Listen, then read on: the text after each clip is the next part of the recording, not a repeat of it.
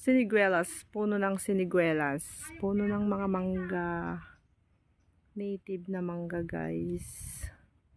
Hanggang dun sa baba, puro mangga dito sa may palibot ng bahay namin.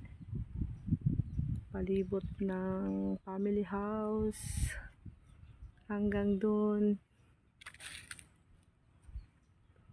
Indian mango. Daming bulaklak hanggang dun sa tuktok ng yero. Meron din silang papaya dito. Maliliit na papaya na namumunga.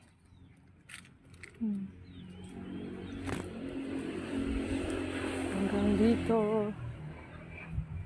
Ayan. Di ba? Ang saya-saya. Papaya fruit.